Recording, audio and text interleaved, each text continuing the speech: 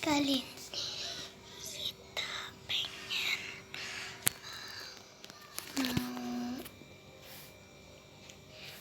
lihat ini nama channelnya TV Jadul. Jadi kalau pengen lihat YouTube TV Jadul tinggal tulis aja Mr. MR Vampir, MR Vampir ya guys.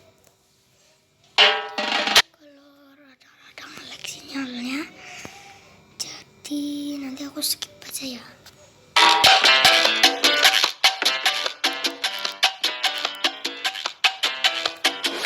Selamat datang kembali di channel TV Jadul. Pada video kemarin, sayup-sayup terdengar, samar-samar terlihat, ada komentar dari para juragan yang minta dibuatkan rangkuman film vampir. Maka dari itulah, saya memutuskan untuk menceritakan sebuah film vampir Cina terpopuler yang dulunya sering diputar di TV-TV swasta di tiap akhir pekannya. Film berjudul Mr. Vampir ini bercerita tentang seorang pengurus mayat sekaligus penakluk vampir bernama Gao. Cerita pun berkembang saat Gao diminta untuk membongkar sebuah kuburan dari tokoh terpandang. Ternyata mayat itu bisa bangkit lagi dan bergentayangan meneror orang-orang. Wah, kira-kira gimana ya cara Gao menghadapi masalah tersebut? Simak video ini sampai akhir, tapi sebelumnya sangat disarankan bagi Anda untuk menekan tombol subscribe dan aktifkan lonceng notifikasinya agar Anda tak ketinggalan video terbaru dari saya. Baiklah, selamat menyaksikan. Mohon perhatian, pintu teater 1 susah dibuka. Film bermula dari seorang pengurus vampir Cina bernama Man Choi yang tengah memberikan sesajen dupa di kamar mayat. Buat yang belum tahu, vampir Cina adalah mayat kaku yang diberdirikan menggunakan pakaian dinasti Qing. Man Choi juga menjaga agar api di depan vampir itu tetap hidup, karena kalau mati, maka vampir-vampir ini akan berkeliaran menghisap darah manusia. Saat sedang memberi dupa di depan peti, Man Choi menyadari ada sekelebat bayangan di belakangnya. Lalu Man Choi mendatanginya, dan tiba-tiba saja Man Choi diserang oleh vampir. Man Choi kabur dengan panik. Saat terpojok, barulah ketahuan bahwa vampir ini adalah Choseng, kawannya yang sedang menyamar. Karena api vampir tadi telah padam, maka kedelapan vampir itu pun bangkit untuk menghisap darah mereka berdua.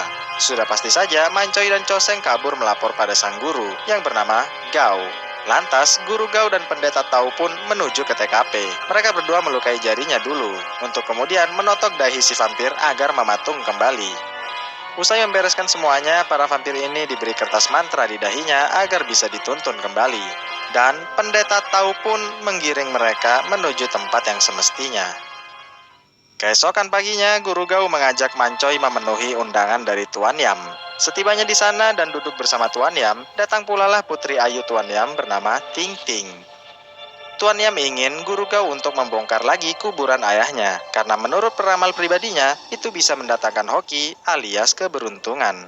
Guru Gao agak ragu sebenarnya, tapi karena dipaksa, dia tetap menyanggupinya. Keesokan harinya, guru Gao dan keluarga Tuan Yam melakukan upacara pembongkaran kuburan tersebut. Sementara membongkar, guru Gao bertanya, bagaimana hubungan sang peramal dengan ayahnya Tuan Yam itu? Sebab guru Gao curiga bahwa si peramal itu bukan sedang memberikan nasihat keberuntungan, melainkan hanya ingin memanfaatkan Tuan Yam saja. Mendengar penjelasan guru Gao, Tuan Yam pun mulai meragukan dan curiga atas saran si peramal itu. Tapi sayang, semua sudah terlambat karena peti mati ayahnya sudah diangkat. Tuan Yam menyesal dan meminta guru Gao menguburnya lagi. Namun tentu saja itu tidak bisa, sebab kuburannya telah hancur dan tak memenuhi syarat lagi untuk menjadi kuburan capung. Karena kasihan, guru Gao pun menyarankan agar peti ayahnya ini dibawa ke kamar mayat di rumahnya saja dulu, sambil dipikirkan cara penguburan apa yang kira-kira cocok untuknya besok. Setelah semua orang pada pulang, guru Gao menyuruh murid-muridnya untuk menyalakan dupa di tiap-tiap kuburan. Saat Choseng meletakkan dupa di atas makam gadis muda, tiba-tiba saja Choseng mendengar ucapan terima kasih dari dalam makam itu. Walhasil, Socheng dan Man Choi pun lari. Di malam harinya, guru Gao melihat banyak pertanda buruk tadi siang. Guru Gao yakin tak lama lagi akan ada yang mati di keluarga Tuan Yam. Mendengar itu, Socheng dan Man Choi yang naksir pada Putri Yam memohon pada gurunya agar berbuat sesuatu. Guru Gao pun menyuruh muridnya untuk mengambil tinta, pisau, kuas, dan lain-lain. Lalu, guru Gao melakukan ini.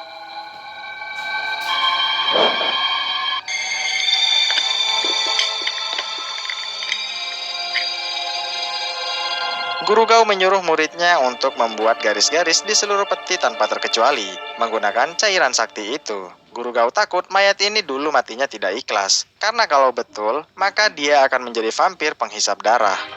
Setelah itu, Choseng dan Mancoy sempat bercanda, dan insiden ini pun terjadi.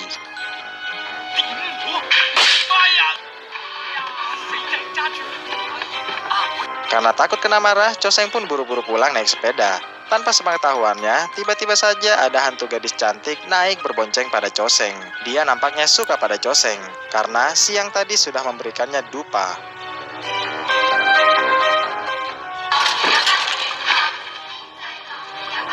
Karena kejedot, hantu ini pun menghilang.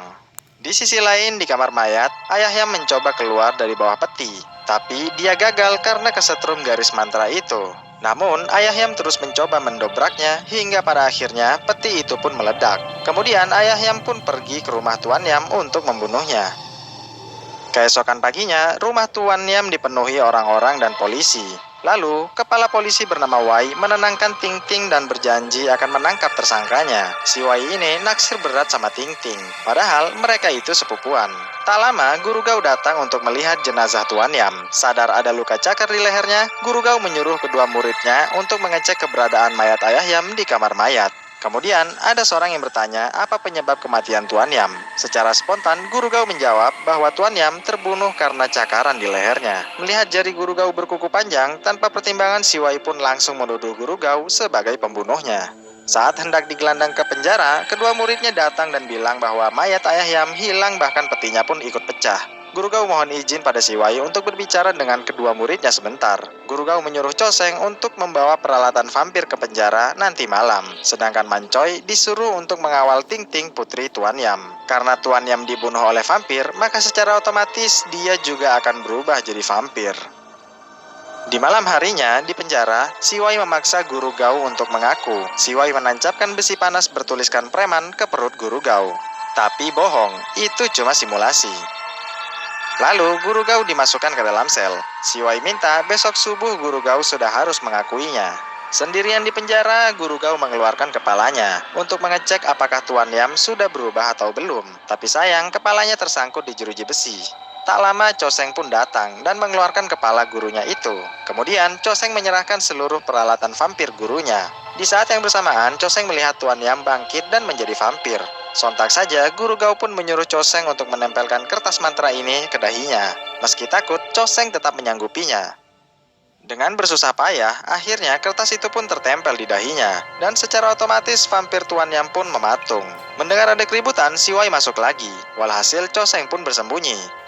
Si Wai dan anak buahnya membaringkan lagi mayat pamannya itu. Lalu, mengetahui ada yang bersembunyi, si Wai pun menyuruh anak buahnya untuk keluar. Si Wai girang karena mendapatkan mangsa yang terjebak.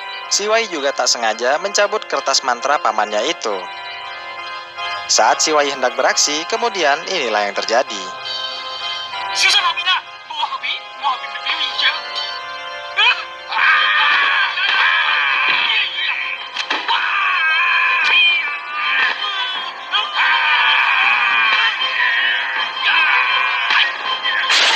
Melihat si Wai diserang, Choseng pun berusaha membantunya.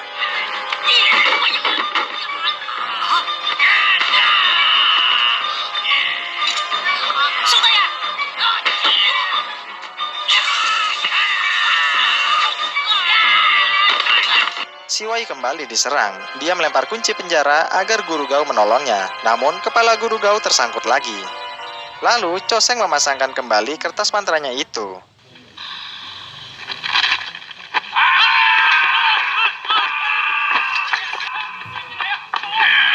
Berhasil keluar dari penjara, Guru Gao pun melancarkan aksinya.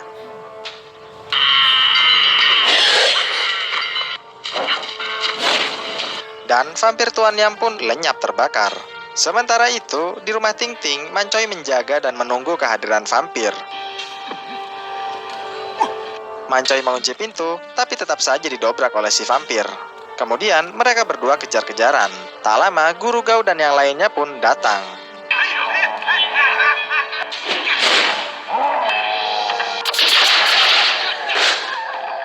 Vampir yang kewalahan pun memutuskan untuk kabur. Usai vampir pergi, rupanya Mancoy tergigit oleh si vampir. Akibatnya, Mancoy berpeluang berubah menjadi vampir juga. Tapi, Guru Gao akan mencoba mengobatinya, lalu menyarankan Ting Ting untuk tinggal bersama mereka dulu. Keesokan harinya, Guru Gau mengobati Mancoy dan menyarankannya untuk terus bergerak agar darahnya tidak beku. Mancoy juga diminta untuk bergerak di atas taburan beras ketan sebagai penangkal agar tak berubah jadi vampir. Namun, karena beras ketannya habis, Choseng pun disuruh guru pergi untuk membelinya. Setibanya di pasar, karena pedagangnya curang, maka beras ketannya dicampur dengan beras biasa tanpa sepengetahuan Choseng. Lalu di malam harinya, sepulang dari pasar, Choseng mendapati seorang gadis cantik yang hendak direnggut. Walhasil, Choseng pun menyelamatkan gadis itu. Ternyata gadis itu adalah hantu yang kejedot di awal-awal tadi. Dia bernama Si Yuyu.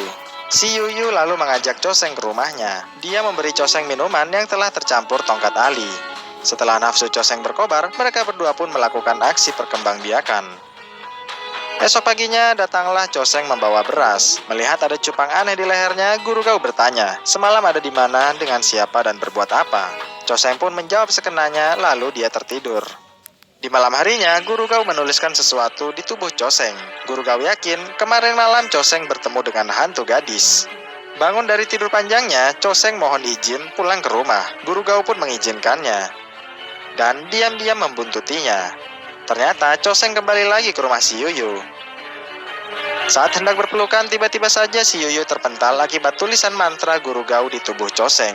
Lantas Choseng pun menghapusnya. Sementara itu, Guru Gau mencoba melihat wujud asli si Yuyu. Selanjutnya, Guru Gau memandikan pusakanya dengan cahaya bulan purnama. Saat Choseng dibuat tidur, Guru Gau masuk dan pertarungan pun terjadi. Karena kewalahan, si Yuyu pun membangunkan Choseng dan menyihir penglihatannya. Walhasil, Choseng pun marah. Dia tak sadar bahwa yang dipukulinya adalah sang guru. Singkat cerita, si Yuyu berhasil meloloskan diri diiringi dengan badai lokal yang sangat dahsyat. Saat badai usai, Choseng menganggap dirinya sedang bermimpi. Lantas, Guru Gau pun menggamparnya. Setibanya di rumah, Guru Gau ngomel pada kedua muridnya yang gak guna itu. Guru Gau pun berniat untuk membasmi si Yuyu jika dia berani datang ke rumah ini. Guru Gau mengawal di depan, sedangkan Choseng dan Mancoy ada di dalam. Mancoy pun panik saat jari-jari tangannya mulai tumbuh kuku layaknya vampir. Di waktu yang sama, Guru Gau mulai merasakan kehadiran si Yuyu, dan pertarungan pun terjadi. Sementara itu, Mancoy yang sudah jadi hampir hendak menyerang Choseng. Mendengar suara teriakan Choseng, si Yuyu pun menolongnya. Tapi tetap saja Guru Gau menyerangnya.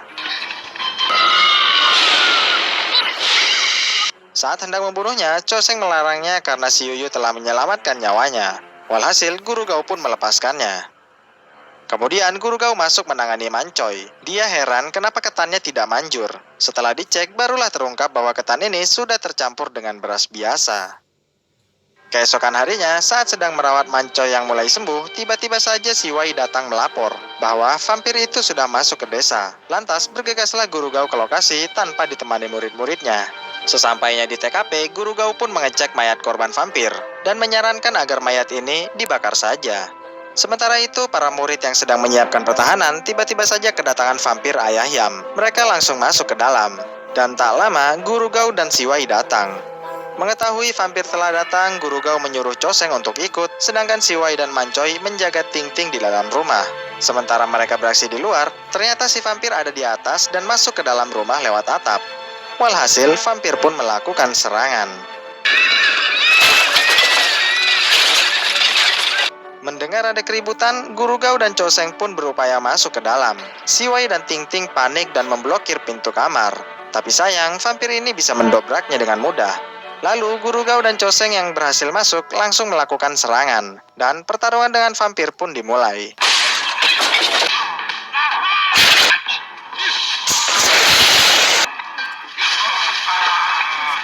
Di tengah keributan, si Wai membuka pintu agar mereka semua bisa kabur.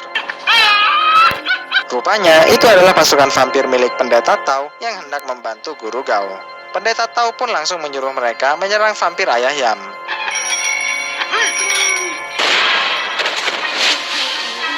Tapi sayangnya, vampir-vampir ini tetap kalah juga. Vampir Ayahyam akhirnya kalah juga saat Guru Gau, Choseng, dan Pendeta Tao saling bekerja sama.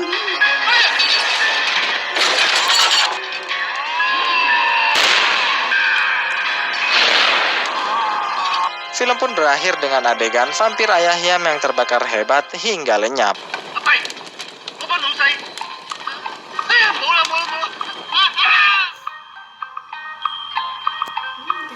Ya itulah tadi akhir dari film Mr. Vampir 1. Dari film ini kita belajar